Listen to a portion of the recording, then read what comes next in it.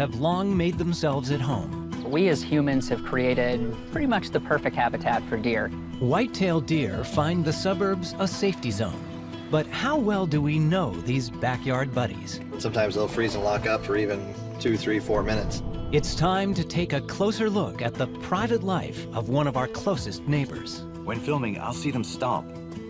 They'll do that to get the attention of other deer, to alert them that something might be dangerous. New perspectives reveal a complex society. We saw a lot of antagonistic kind of behavior that we might have expected between males during the breeding season, but we also saw that kind of interaction among females as well. And a rare vision that roams North American woods. It stood for 5 seconds maybe, eyed me, and took off and was gone.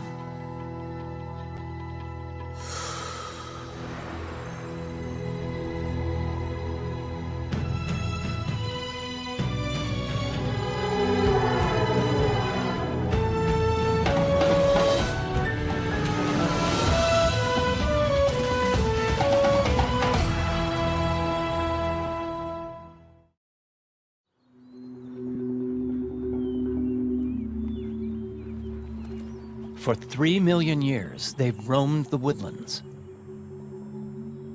And we're still just trying to figure them out. The white-tailed deer. Believe it or not, we're right near a major road, but there's a big buck right over here, so I'm gonna get my little outfit out and see if he'll put up with me.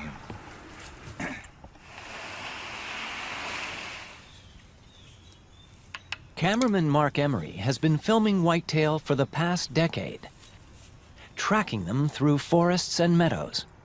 He knows that familiar as they are, still the whitetail keep their distance.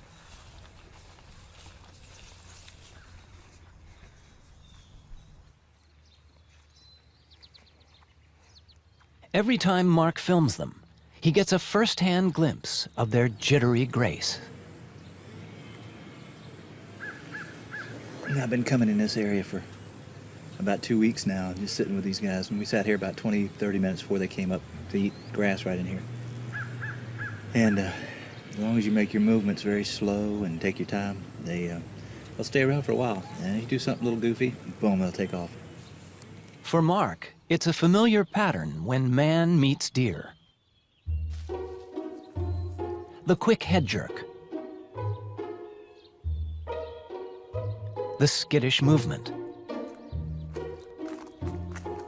The gaze into the distance. All the senses are at work. Surprisingly, the deer aren't seeing much of anything at all.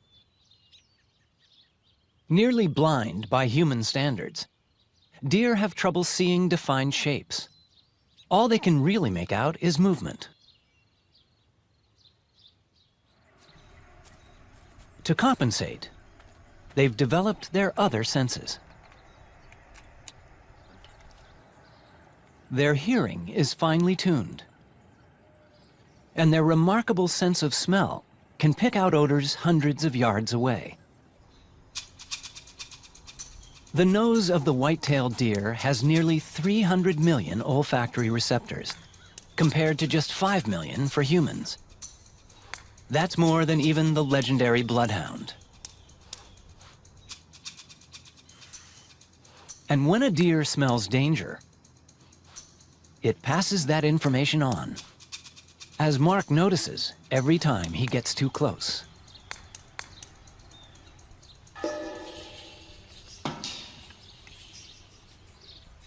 When filming, I'll see them stomp. They'll do that to get the attention of other deer, to alert them that something might be dangerous.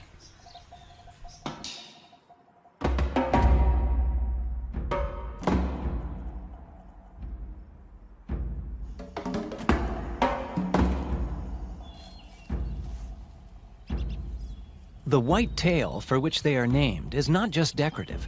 It's a key feature for communication.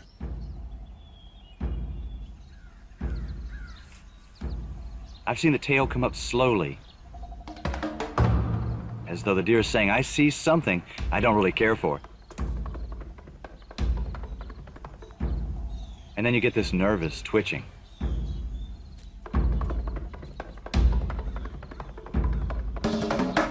When the tail goes up, it's a signal for all around. A white flag saying time to retreat.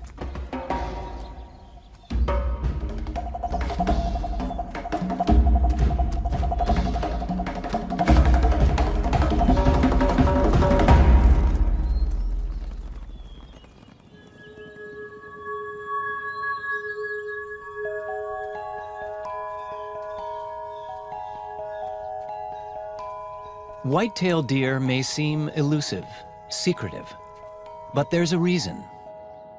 They live on the boundaries, the borderlands, making a home for themselves in the places between worlds, the spaces between the wilderness and the man-made.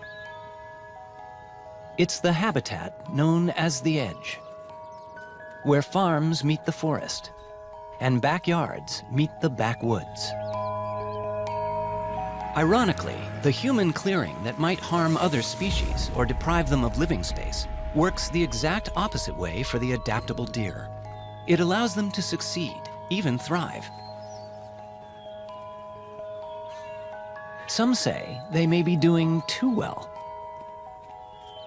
Just a century ago, there were less than 1 million deer in North America. Today, there are nearly 30 million.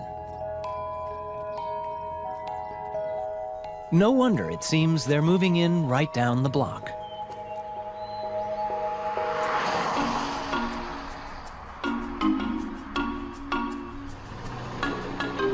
Nowhere are the deer more at home than next door, in the suburbs.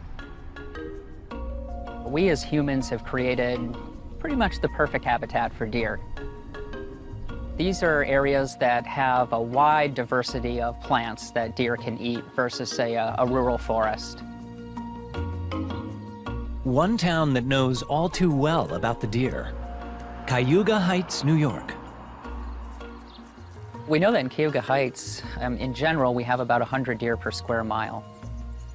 What we need is far less than 100 per square mile, probably more like 5 per square mile. With no predators and unlimited food, this is the perfect home for animals that spend most of their lives in an area of just 1 square mile. That's why residents see the same deer family year after year.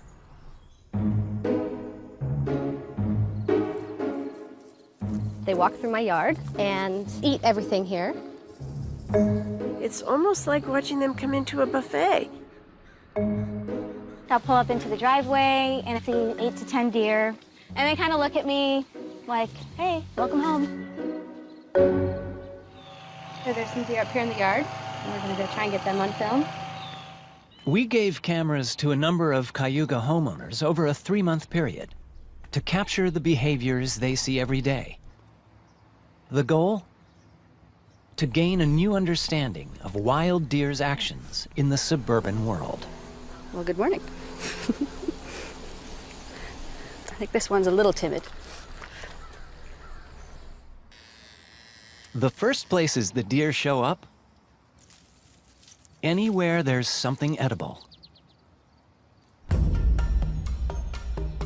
What makes the whitetail such a challenge to backyard gardeners is they eat almost anything. Nearly 600 different species of plants. Grasses, acorns, fruits. In times of scarcity, they will consume twigs and bark, even poison ivy. Incredibly, they've also been spotted eating nestling songbirds.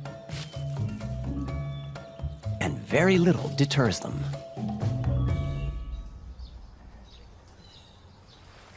We are in the backyard, on the side. The fence is 6 feet high, and they have jumped over it, which amazed us. As you can see, we had to install this fence to keep the deer out of our yard. This is a 6-foot fence, which actually is somewhat inadequate. White-tailed deer will jump in the wild. They use this technique to evade predators and to just overcome an obstacle that's in their way. We had to build a really tall fence because deer were continuously jumping over it.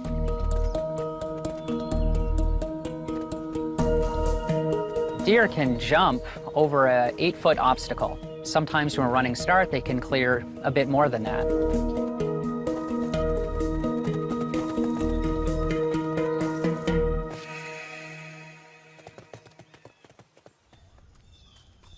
It's no wonder a fence isn't much of a deterrent.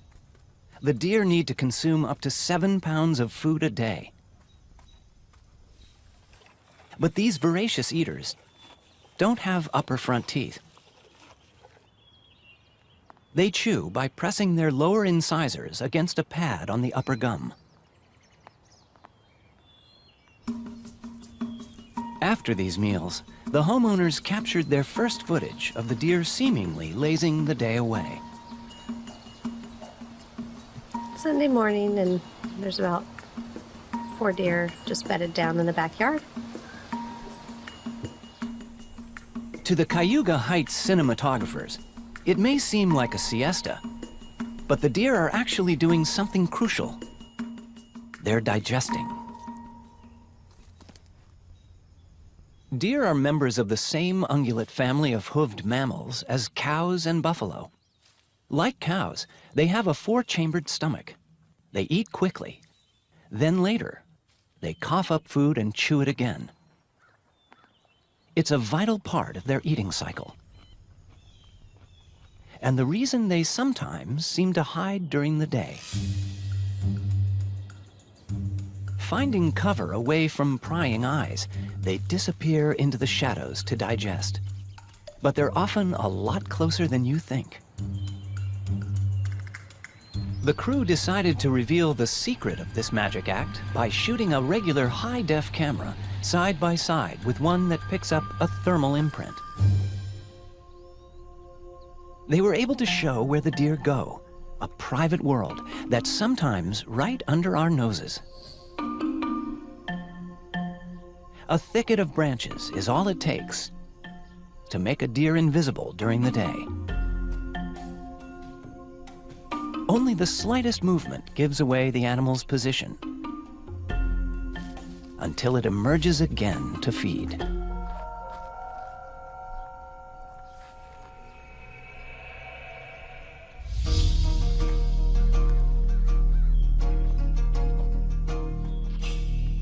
The hunt for food brings the whitetail into our lives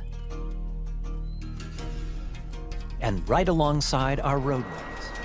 But it's not a death wish that brings them here. This is another edge where they actually thrive. They can be along the side of the road for a number of reasons, but in general, it's about the growth along the edge of the road. What happens is you get more sunlight coming to that area. You'll see all these trees are pushing more branches out, competing for the sunlight along that edge, and you've got fresh growth and all kinds of things. So animals tend to cruise these edges looking for food or nutrition.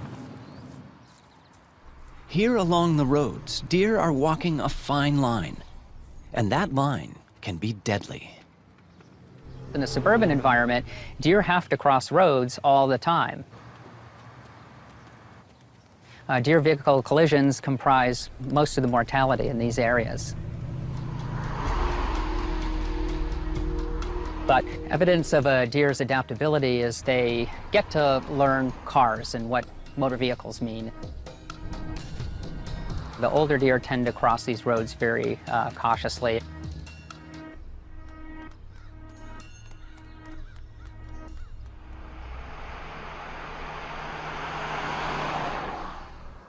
Right now we're approaching some deer that are about to cross the road. It's early morning and they're out feeding. Deer wanting to cross the road, but we have a school bus coming at the same time.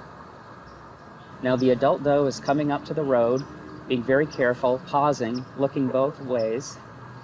The deer looked to the left, looked our way a bit, and is crossing slowly. The younger deer will likely cross right after her, and they'll just run out in the road. Fawns get into all sorts of trouble, just like human kids. This is a fawn crossing the road, not looking. And there's another fawn crossing. You saw the care that the adult doe took in crossing the road and how carelessly the younger deer crossed the road. Fawns and does alike, the survivors learn how to live on this dangerous boundary.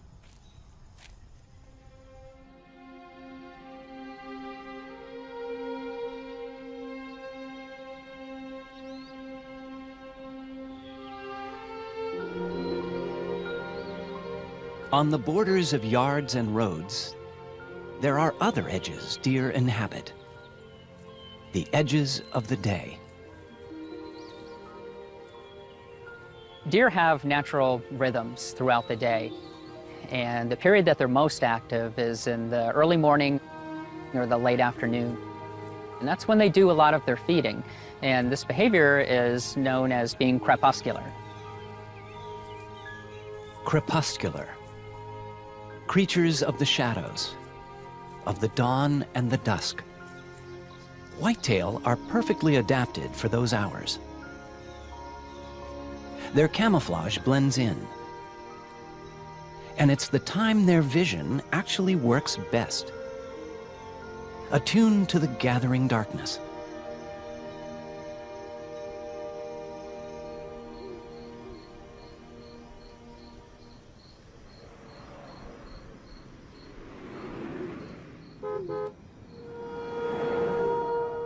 But for the deer, this sensitivity to the twilight world has one built-in flaw. The famed deer in the headlights effect. Deer are interesting. They have extremely good night vision, and a part of the reason for that is they have more rods than cones. And what rods do is they collect more light. Having more rods, they're able to see better in darker situations than humans can.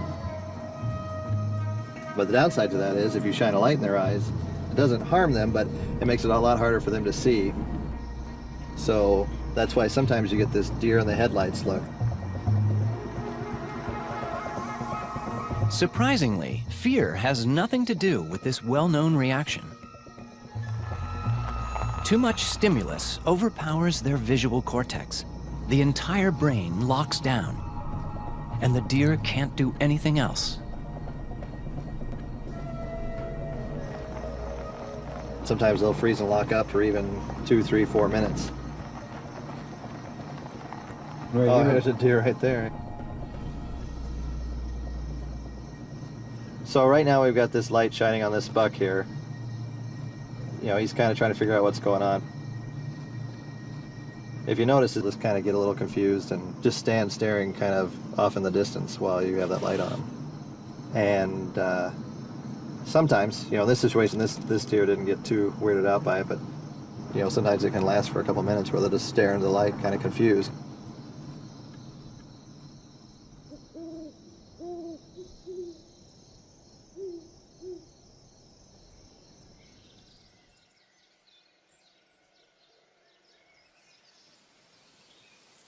From dusk to dawn, from season to season. In a life that spans just over a decade, the deer remain all around us. And at no time are they more visible than during the rut, the breeding season that begins each autumn. The rut marks a time when deer become less cautious and more active. So bucks, when they're normally very secretive, tend to be out and about and more visible.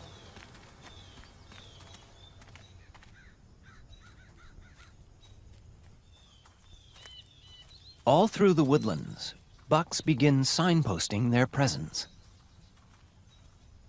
One of the signs that the rut is occurring might be a buck rub. Whitetail bucks take their antlers or the glands on their forehead and they'll rub up and down a tree. They want to leave their scent as communication for other deer in the area. Deer have scent glands all over their bodies. At least 7 in all. From the bottoms of their feet to the inside of their back legs, with signals that range from "come hither" to "danger, stay away." They can also vocalize with chuffs and calls to send warnings or indicate territory.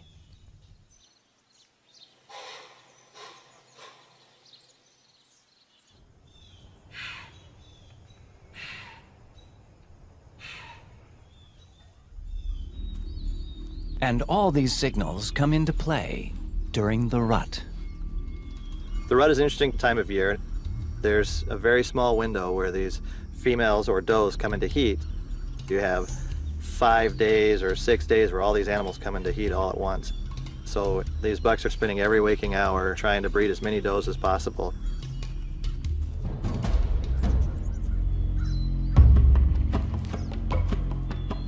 Now the competition for mates begins. And the stags call on their antlers. Regrown from scratch every single year, this is the fastest growing tissue on Earth, expanding an inch every 2 days.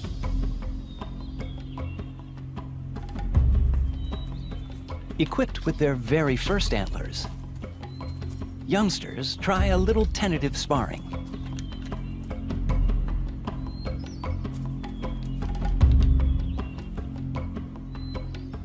But for the adults, the rut is a time for full-on combat. There's a lot of aggressive behaviors, so bucks will do a lot of really neat things. They'll spar, they'll fight. It's a very fast and furious time, and it's a very exciting time to be in the woods.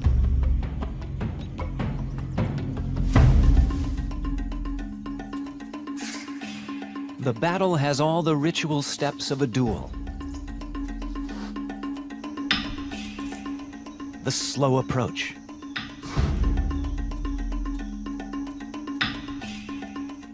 The challenge. And then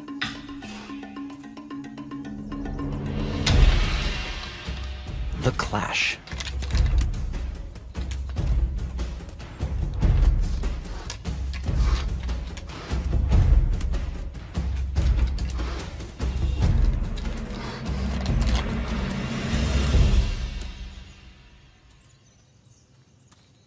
The winner claims his chance to sire the next generation. The loser hobbles off.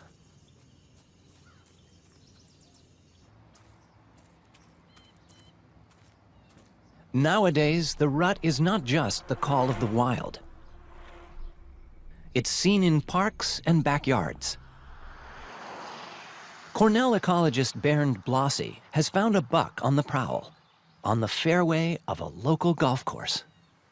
So we're in the middle of the rut, and I just spotted a buck here that is guarding a doe. What they typically do, they try to isolate a doe that's in the right stage of the estrus cycle, and then they spend a significant amount of time with her, guarding her, fighting off any other bucks until she is ready to be bred. He's watching us, but I've seen him glance over to his left side too, as if there's a doe that's still bedded down. So that's his prize right now, and he doesn't want to leave his prize alone. See how he's looking over to his left side? He's not ready to leave. So we can try to sneak around and see whether she's still there. He may be staring at her.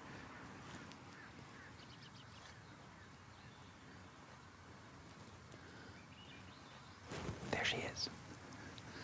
Jesus on the other side of the fence. You can just see her butt right now. See how he's watching her?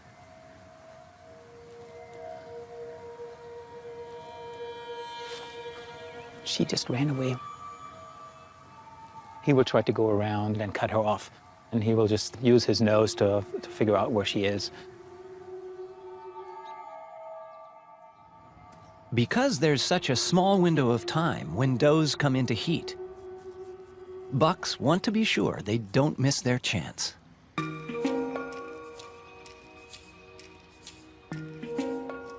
During the rut, a buck will pick out the right-smelling female and then follow her wherever she goes. The buck is in lockstep with that female. You have a big buck out standing in the open. The does are being chased around all day long, and you can see deer activity all over the place. It's all about having offspring in the next generation, both for the does and the bucks. What the ultimate evolutionary prize is having offspring that then contribute next year to the chases in the woods.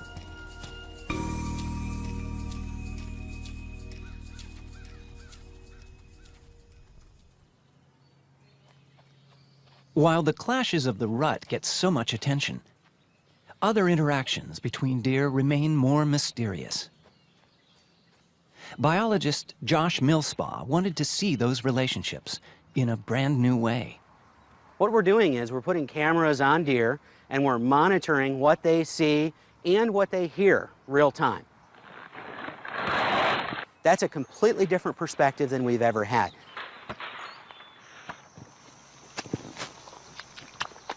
The footage that we got showed far more social interaction and sociability than we would have expected in deer. The cameras picked up a whole range of social signals.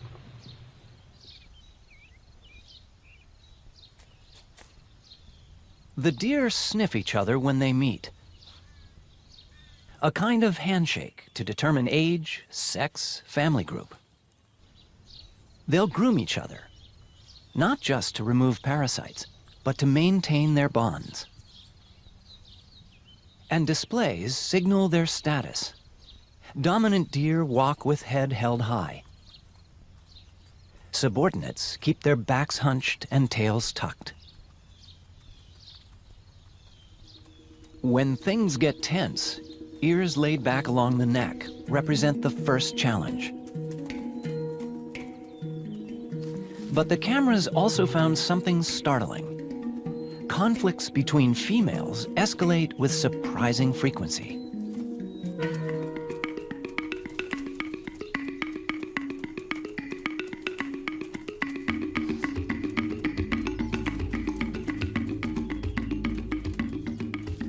We saw a lot of antagonistic kind of behavior that we might have expected between males during the breeding season, but we also saw that kind of interaction among females as well. There was just a lot more social interaction than we expected. The video provides an opportunity to lift the veil on deer to see the way that they interact in the wild, the way that they make a living in their environment, in a way that we have never been able to see before. If Millspaugh is learning how deer interact with each other, our suburban observers back in Cayuga Heights have been using their cameras for nearly 2 months to gain insight into another aspect of deer behavior. The way deer handle the threats around them. This is McEwen, a family dog, and coexists with the deer. Doesn't think they should be on his property, so he chases them just a little bit. And I'm hoping to videotape the dog interacting with the deer. As the home footage shows, the whitetail are surprisingly canny. Okay, McEwen, go get him. Deer can learn and adapt to a suburban environment. They can get to know individual dogs and which ones are okay and which ones aren't. Over time, they might become habituated to the dog and become okay or not afraid. The deer stop and turn and look at him as if to say, okay, we're done with our chase for the day. As he only goes just to the edge of our property line, and then the deer seem to know. And another example might be deer not being afraid because they know the dog is on a leash and it can only go so far. So here's Trigger, and he needs to go out in the backyard. A lot of deer out there. He chases them. As you can see, this one didn't even move. The deer clearly grasp the limits of the danger.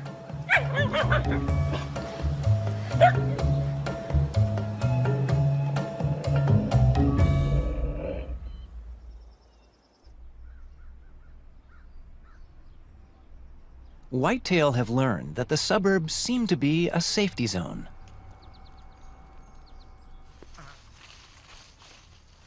Ecologist Bernd Blossy wants to see how deer handle an unexpected threat. We're in the village of Cayuga Heights. We have plenty of deer activity in this area. And now we will see how they respond to a small pack of coyotes, in fact 3 of them, that we will just set up here. We will see whether this works with the coyote cutout here. It's a good place to try it because it's a backyard that is being frequented by deer, and we should be able to capture some change in deer behavior. A trail cam is installed to track the deer's reactions.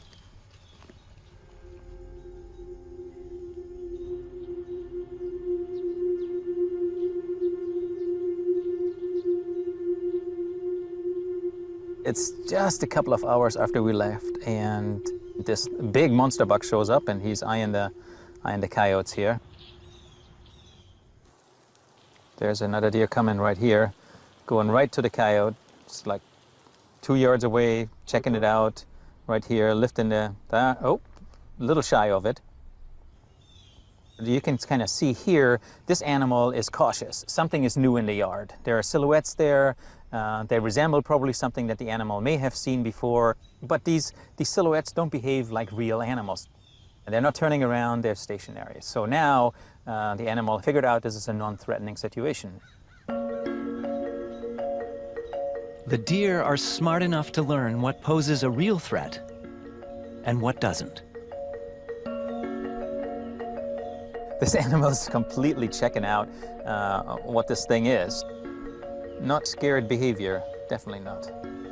It's actually licking the coyote right now, so.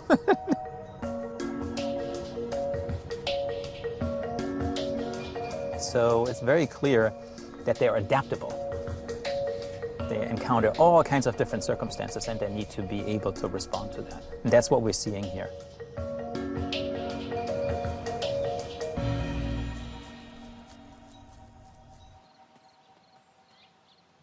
Deer are always adapting, always responding to their environment. These changes can be physical too. And nowhere is that seen more strikingly than on a few scattered islands in the Florida Keys.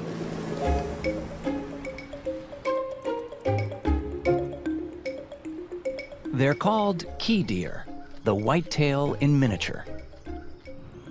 Key deer have been on the Florida Keys for the last 10,000 or so years. 10,000 years ago, the last glaciers melted and caused sea levels to rise, and in essence, they were trapped on this chain of islands. It's believed that they came from the mainland, Florida, though some also believe maybe they came from Cuba. The majority of them are found on two islands, Big Pine and No Name Key. Tiny worlds cut off from the outside. Islands push evolution to extremes.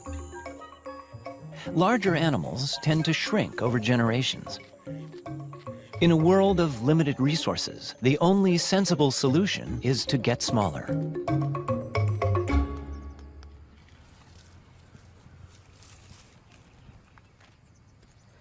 Here's a full-size adult female key deer. Shoulder height, they're less than 36 inches. It's a very small deer. If this was a regular white-tailed deer, it'd probably be about this tall. Key deer are smaller than the average white-tailed deer because, in general, as you move from northern to southern environments, animals get smaller. It's a mechanism of dealing with the loss of heat. The males are slightly larger, but not much larger. So the average female is about 80 pounds, the average male is about 100 pounds. Because of their environment, they're acclimated to humans. A really cute animal. You can see why so many people love the key deer. People love them, but in a way, they're being killed by kindness. The more locals feed them, the more they're lured into neighborhoods where they're often hit by cars. Today, the key deer is endangered. In fact, there are less than 800 of them left. Yet still, they manage to hang on. One of the very few highly endangered animals that lives among people in the suburbs. What we're looking at is an adult male key deer, an adult female, and a baby, a newborn fawn here, family, endangered key deer. And that looks like a new baby. She is tiny. Look at how Figured little. about 4 weeks old, about 4 weeks now. They're just so beautiful. When I first saw their size, I was shocked and amazed. I never get bored. I never get used to it. I love them. I mean, it's just pure innocence. It really, I mean, good grief. I had a cat that was bigger than that. I know, look how curious she is. They're so curious when they're small, too. So amazingly beautiful and gentle.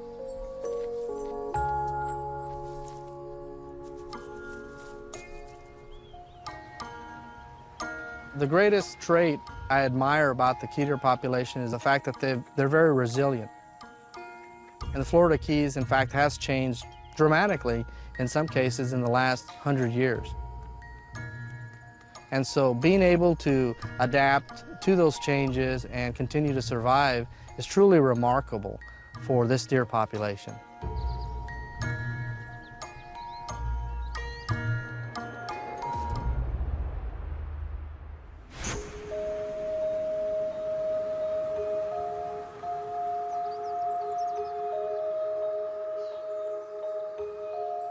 For the whitetail, one of the rarest variations of all is not size, but color. The legendary ghost deer.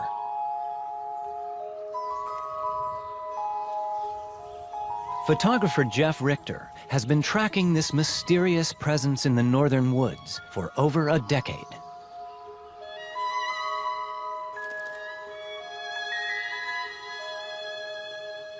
I think in many respects that they're a ghost in both a physical sense and a mental sense.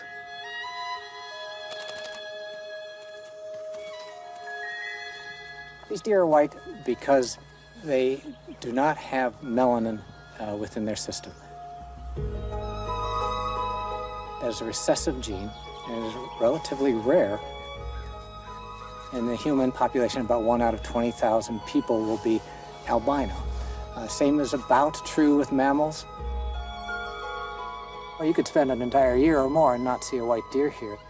They are rare on the landscape, and unless you are lucky, you might not see one. I still am as excited as the first day to see them. It still strikes me as a ghost in the woods, a unique spirit, really. At this spot, it was one of the very first times I saw a white deer. Just looked out into the woods right here, and there was a doe standing there, just looking at me. It stood for 5 seconds, maybe, eyed me, and took off and was gone. Even though it's bright white, it was still gone. It was a magical moment, and that's pretty imprinted on my mind. I can still see that white deer standing right over there right now.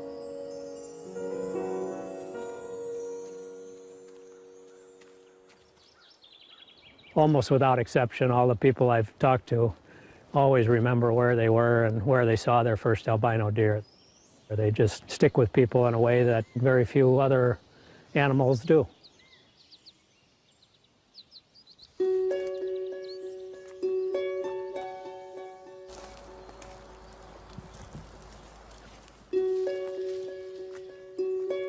We've spotted an albino here. I'm gonna see if I can get a little closer.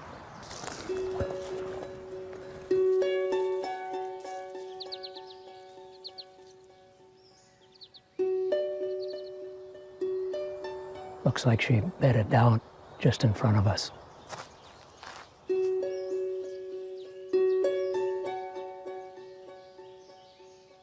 All of a sudden here you see this animal that's just pure white, pink nose. Doesn't really even look like a deer in a lot of respects. Oh, there she goes. Thank you, girl.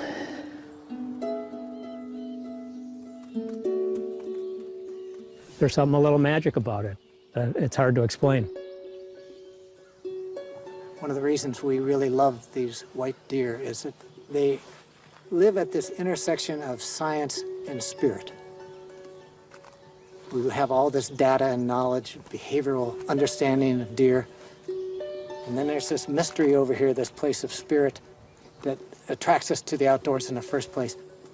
And they all come together in that place called white deer.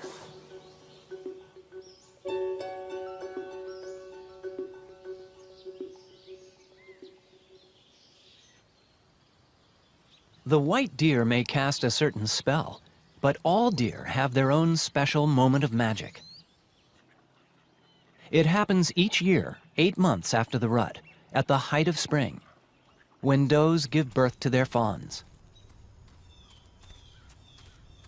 Amazingly, a female whitetail can become a mother by the time she's just 9 months old. No other large mammal can reproduce so soon. And an adult doe can give birth to singles, twins or triplets. In the forests of Wisconsin, a group of scientists are in search of these newborns. They want to tag and study them, but the fawns aren't easy to track down. We've walked over fawns 2 and 3 times before we found them.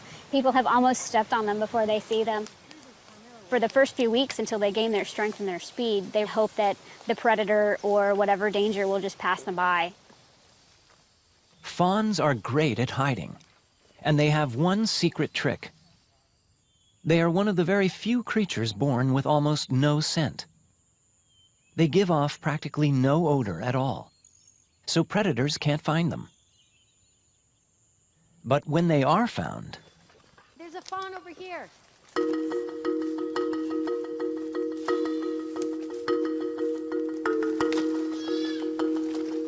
the fawns have almost no defenses.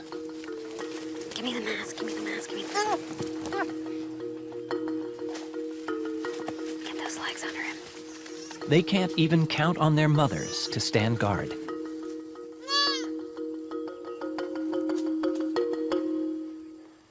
White-tailed deer are not known for defending their fawns. If there is a disturbance, the doe will generally stay away.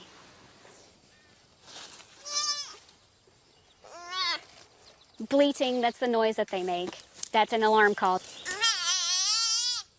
trying to get either the doe's attention or to warn any twin that may be in the area that something bad is happening.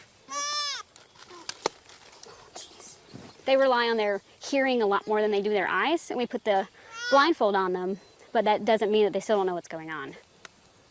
Their camouflage is really rather remarkable when they lay completely flat in litter like this. If they were solid, this reddish-brown color, it would be a lot easier to spot them, but with the light colors, it just helps break up their shape and mix in with sunlight to help camouflage them even more.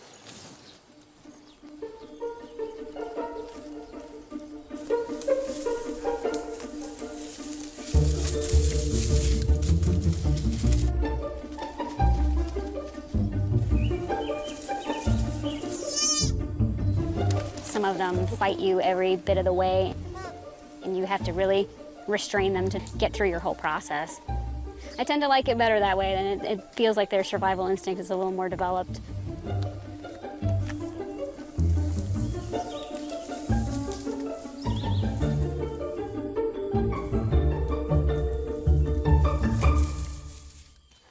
And so a new generation of deer is born into the forests. Many will make their way into our streets and neighborhoods, and into our lives.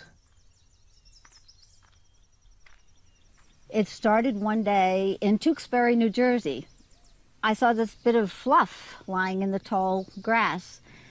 And as I got closer, I saw what I thought was a dead fawn. And in fact, she probably would not have made it through the day. Here's a picture of the first day I found Blossom. My husband, Pino, was holding the IV bag above her very limp little body. Here's just a few days later. I'm cradling her in my arms, and so is my husband. This little baby pretty much was dead. Whoops. And guess what? IV fluids and a little oxygen, TLC, and wham. This is now the third day.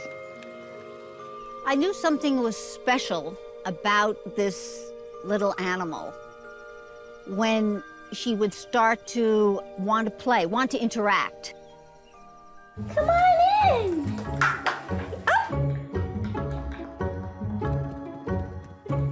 Her curiosity was so deep.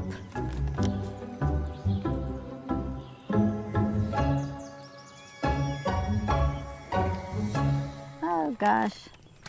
We loved her, but she wasn't our pet. She was, in fact, a wild deer. And as she grew, she would disappear for days and days, but she always came back. Hello, Blossom. How you feel? Where were you during that snowstorm? Here she is in the snow with her little herd behind her. There were 1, 2, 3 deer right behind her here. It was almost as if she had 2 herds or 2 families. Here's the sign I hung all over Tewksbury. The sign worked. Nobody hurt her. They only loved her. Oh, the little doll. Blossom. That's the way we used to say, Blossom. Hi, Blossom. What is your good girl? Hi, Blossom. What you up to? I miss her. I miss everything I've been talking about. I miss the adventure. Blossom's here. In the kitchen. I miss what next thrill is around the corner. Hello, girl. Oh my God, look in the back. There's a big buck. Blossom was an ambassador to life, ambassador to all that's good in nature.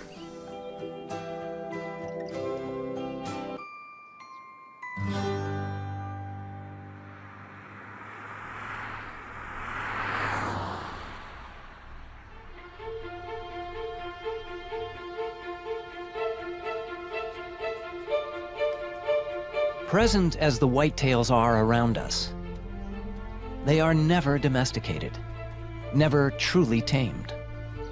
For some of the suburban homeowners, after 3 months tracking the deer, their cameras revealed a truth long forgotten.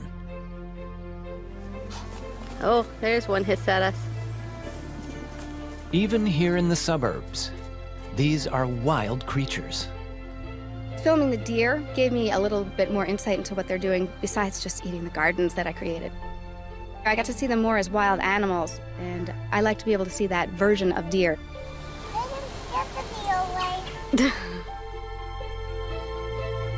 Right outside the window, just beyond the door, they are a link back. A reminder of the wilderness that surrounds us still. I've often remarked to my wife that people will travel to Africa to go on a safari, but here we have the deer who, they're just as beautiful and just as interesting to watch. It is a real privilege to have that.